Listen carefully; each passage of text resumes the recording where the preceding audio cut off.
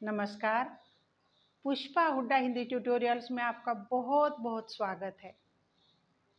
बेटा, ये जो टॉपिक चल रहा है व्याकरण का, ये क्लास 6 to 10 और कोई भी कंपटीशन है, किसी भी एग्जाम के लिए ये उसके लिए पूरी व्याकरण है ये, ठीक है। तो ये सबके लिए क्या है, महत्वपूर्ण है।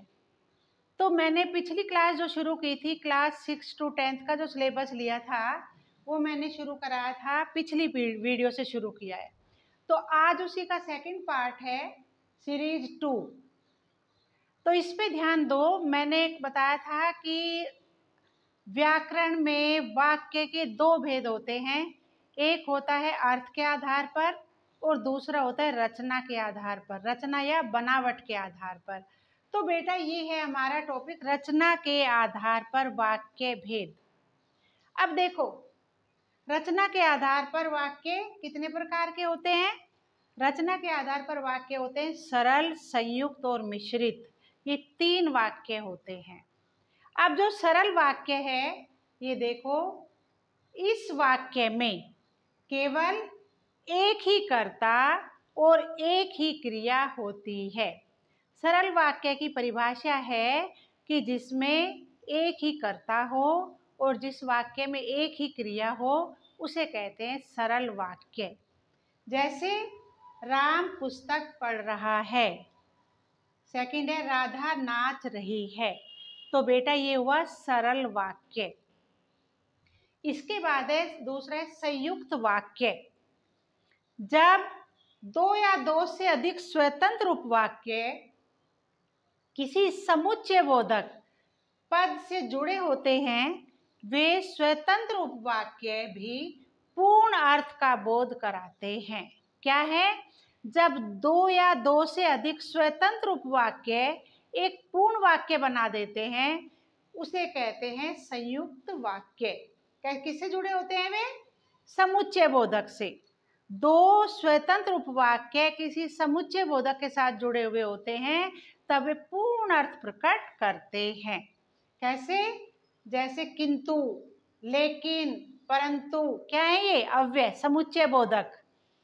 तथा, और, आदि से जुड़े होते हैं। जैसे नंबर 1, छात्र कक्षा में पढ़ रहे हैं, ये स्वतंत्र उपवाक्य हुआ। और दूसरा हुआ छात्र कक्षा में लिख रहे हैं। तो बेटा, छात्र कक्षा में पढ़ रहे हैं और लिख रहे हैं, तो एक पूर्ण वाक्य बन गया। कब बना?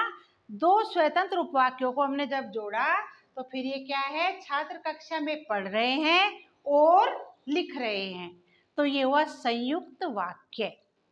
दूसरा है इसी में, आज परीक्षा है इसलिए वह दिल्ली गया। आज परीक्षा है, आज वह दिल्ली जा रहा है। तो हमने दो वाक्यों को क्या किया? दो वाक्यों को क्या जोड़ा? आज परीक्षा है इसलिए वह दिल्ली जा रहा है या वह दिल्ली गया। ठीक है। इसी तरह से बेटा होता है मिश्र वाक्य। थर्ड क्या है? मिश्र वाक्य। जिस वाक्य में एक से अधिक उपवाक्य किसके द्वारा जुड़े होते हैं? व्याधिकरण योजक के द्वारा जुड़े हुए होते हैं। उसमें एक प्रधान उपवाक्य होता है और सब होते हैं गौण उपवाक्य। कैसे होते हैं? और सब गौण उपवाक्य। तो वो होता है मिश्रित वाक्य। जैसे जो सो, जैसा वैसा, जिनकी उनकी, जब तक तब तक, यदि तो ये क्या है? एक प्रधान उपवाक्य हुआ और उसके साथ बहुत सारे आश्रित उपवाक्य कहिए या गौण उपवाक्य जुड़े हुए होते हैं। तो जैसे जब वह स्टेशन पहुंचा तब मैं उससे मिला। अब देखो बेटा, जब और तब मिश्र वाक्य में क्या जोड़े गए हैं? जब और तब। तो जब वह स्टेशन पहुंचा तब मैं उससे मिला, तो क्या बना ये? मिश्र वाक्य। क्यों? क्योंकि एक प्रधान उपवाक्य और सारे और सब गौण उपवाक्य होते हैं। इसके बाद है तुमने जैसा किया था वैसा फल मिला। जैसा और वैसा, जैसा करोगे वैसा भरोगे, जैसा किया वैसा फल मिला। ठीक है बेटा। तो क्या है? ये सब होते हैं ये प्रधान उपवाक्य और उसके साथ गौण उपवाक्य। एक बार ओरली सुन लीजिए। सरल वाक्य वे होते हैं जिसमें एक कर्ता और एक क्रिया होती है। संयुक्त वाक्य वे होते हैं कि जब एक उपवाक्य और फिर दूसरा उपवाक्य भी दोनों में समानता होती है लेकिन समुच्चय बोधक के द्वारा जुड़े होते हैं। समुच्चय बोधक जैसे और, लेकिन, परंतु, किंतु ये सब आ जाते हैं। और मिश्र वाक्य में एक प्रधान उपवाक्य होता है और शेष उसमें गौण उपवाक्य उनके साथ लगे होते हैं। तो जब तक आप क्या कीजिए कि मेरे विचार से आपको ये वीडियो पसंद आई होगी। कल फिर क्लास लेते हैं। तब तक मेरे चैनल को सब्सक्राइब कीजिए, वीडियो शेयर कीजिए।